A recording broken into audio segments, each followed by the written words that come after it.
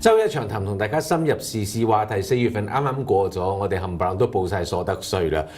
報所得稅報完之後咧，大家都有啲出血嘅感覺。但係我哋啲血去咗邊度咧？雖然話納稅交稅係我哋現代嘅國民嘅任務，亦都係我哋嘅責任，但係咧。嗰啲錢去咗邊度？有陣時我哋真係唔知道嘅，所以今日咧，我哋好高興請到加拿大納稅人聯盟喺 BC 省嘅主管Jordan Bateman 嚟同我哋傾下，我哋應該用咩方式去管制，或者去用咩方式去監督，而唔係淨係話到最後殺手鐧，只有靠投票將我哋唔同意嘅政客或者係佢哋所做嘅方式，我哋係嗰陣時候先至出手咧，定係平時就可以出手㗎啦。Bateman, thank you very much for coming to our show. And I think the reason why I have thought about inviting you here is that the Minister of Transportation of British Columbia, Todd Stone, have given elected officials more power over TransLink. And then they have lift the ceiling of their own remuneration. What do you think of this? On the media, you have been a little bit soft on them and not as usually tough. Can you explain your position on this one? Well, I haven't been tough on the mayors because they didn't ask for this essentially salary cap to be lifted off of them. It was done by the provincial government without really any kind of discussion with the mayors. So it's not really fair to attack the mayors for it. But rest assured, if they suddenly wake up one morning and decide they need to make more money from TransLink, I'll be the first one in line to give them heck. Remuneration is by far the trickiest thing that any mayor, any council, anyone who has control over their own pay, MLAs as well, it's a snake pit. It is very difficult for you to navigate through. You and I were both city councilors once upon a time. It's something that we know well. You see the report come to you at the table, and you start to get worried. You sweat, you get concerned, and you think, why am I qualified to decide what I should be paid? That doesn't sound right. And the worst part was the public optic. Yes. Because it's almost like the report comes from city staff, from the manager. Yeah. And then the managers recommend us to give a raise to ourselves. Yeah. And so when we read the newspapers and through the media, we can see that the public optic is that we are doing each other a favor. The city manager suggests us take a raise, and then we take a raise, and then we give them a raise. Yeah. Although it's not what's happening, but the public optics. So if you look at other cities or other provinces, even other countries, is there a formula or is there a way or process to make it less awkward? No, there's no perfect way of doing it, and there's a lot of discomfort on it. But what we're seeing today is a lot of municipalities, a lot of governments just in general, trying different things. So, for example, in British Columbia, the MLAs have not had a raise for 5 years.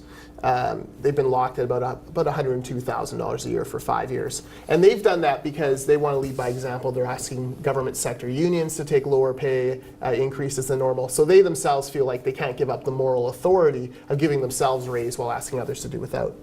Some cities have opted for formulas. So you take 6 cities that are roughly the same size, you average out what the mayor gets paid, and then that's what you get paid.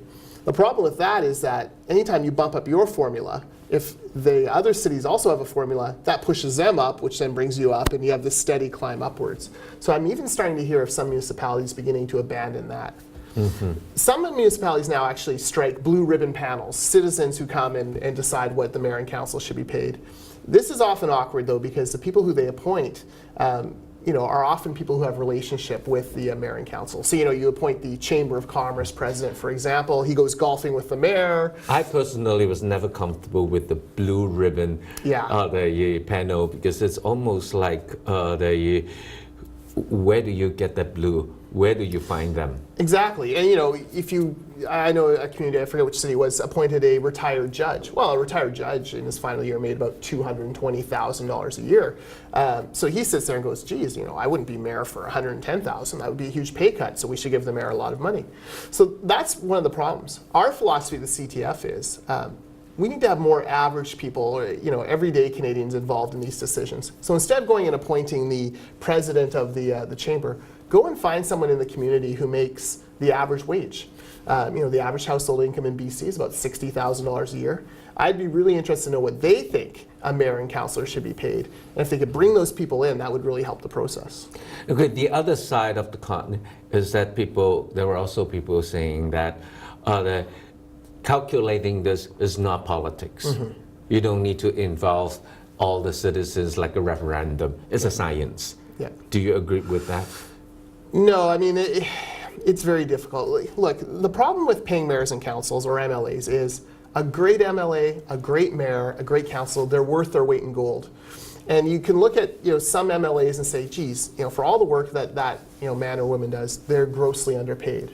But for every one of those great performers, there's however many poor performers where you think, geez, even $30,000 a year as a counselor in Coquitlam, you're really overpaying this guy because he's not that good. So that's the other problem. There's no way to have merit pay for mayors and counselors where if you're good at your job, you get more money. So, well, probably the biggest reward is to be re-elected until you decide you don't want to be re-elected again. Okay, on this whole TransLink issue, I remember what you have spoken in the media is that you think that the whole issue is really not about how much they raise at this point, although you're keeping a close eye on it, but the whole issue is accountability and transparency. Yeah. But there's accountability, particularly the accountability, is that the executives is accountable to the board. The board is accountable to whom? No one. And so that is the issue here today, is that the executives' money goes, their salary goes rocket high. And what is the measurement of their performance? Well, and that's the million-dollar question in all of these crown corporations. So from our point of view, a crown corporation, whether it's TransLink or BC Hydro or the Insurance Corporation of BC or the Manitoba Hydro Company, these are, or Greater Toronto Transit, these are public trusts. So really the board of directors needs to remember that they're there for one reason only, to protect the taxpayer and the public's interests. They're not there to make sure everyone's happy beneath them. They're not there to make sure that everyone gets their pockets lined. They're there to make sure they're running an efficient operation that sticks to the mandate under whatever law affects them that they have to do. So boards right now, one of my big grievances with the TransLink board here in Metro Vancouver is TransLink's board doesn't meet in public. So they make decisions affecting $1.4 billion a year, all of which comes from either the public through fares, about $500 million, or the rest through taxes. But they don't report out, they don't meet in public to talk about how to spend. And you and I being city councilors, that's mind-boggling to us where every single decision, right down to $500 grants for the local sports team, were subject to intense media scrutiny and public scrutiny. And you'd get stopped and at the grocery store and you get asked why you made a certain decision. That doesn't happen to these Crown Corporation boards. So our number one recommendation is all of these Crown Corporation boards across Canada should start meeting in public.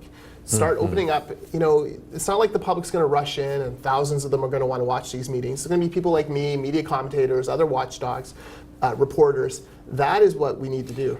Well, I agree on that because if there are confidential issues, there are in-camera issues, absolutely. and you can put regulations what has to be in camera and what not to. Like Metro Vancouver, the meeting is anyone can go in and listen to it. So, but what bothers me also is 7 of the 10 highest paid public servant. And when you call public servant, we think it's government, but all these crown corporations, they are public servants. They do everything for the public to protect the public.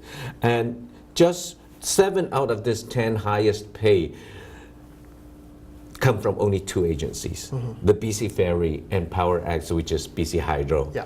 And so are there any way or any suggestion that you can share with our audiences? How can we hold them accountable? Yeah. Well, I think you have to first of all divide the two. This will sound surprising for a lot of people, but I don't have a huge issue with the Power X salaries. Because Power X is a subsidiary of BC Hydro that trades electrical power on the spot market You need very highly skilled, competent, intelligent people doing that, or you're going to lose a ton of money. And Wall Street traders. Exactly. PowerX is actually a revenue generator for the province. So it actually makes money. It's not taking tax dollars. It's actually creating money that goes into the general revenue. So I put them a little differently because Wall Street has tried to rate those traders. You know, they've come in and offered all sorts of money, and there was a group that actually left PowerX to go work for Wall Street, big Wall Street firm. So and they make money for the and they make money for BC Hydro, which then in turn makes money obviously for the province of British Columbia. Now BC Ferries doesn't make money, right? BC Ferries is the opposite. They're taking money. They have a $200 million a year subsidy from the provincial government taxpayers, and they actually, you know, their former CEO made $1.1 million a year at a time where fares were increasing and ridership was decreasing. So, you know, if you and I ran a company and you know, BCU came in and said, I think I deserve $1.1 million a year, and I'd say, well, great, how are our customer numbers? Well, they're going down. Oh, how are revenue numbers going down? What were our losses last year? Well, you know, a record loss last year. I'd say, you know, forget about your $1.1 million, pack your bags and you're fired. That never happened there. In fact, that CAO retired that $1.1 million a year. He actually gets $315,000 a year in pension now from BC Ferries. It's a pension so rich they had to split it into two because it would actually, you couldn't do it in one lump sum. So the new guy came in, he makes $600,000 a year, and when he was announced, his name's Mike Corrigan, BC Ferries thought there'd be a parade. You know, we'd be all excited. This guy only makes $600,000 a year. What a deal, right? You know, you can forgive us for thinking, you know, BC Ferries has lost their minds if that's what they actually think we would do. So these executive pay salaries, very concerning to me. In British Columbia, we see a pattern of them overpaying the market for across Canada. Yes, when we come back, I would like to get a little bit more deeper in the relationship between the board and the executive. 我哋一陣間翻嚟繼續同大家傾下，我哋呢啲咁嘅所謂公營企業裏邊度董事會到底同行政單位之間嘅關係應該係點樣嘅呢？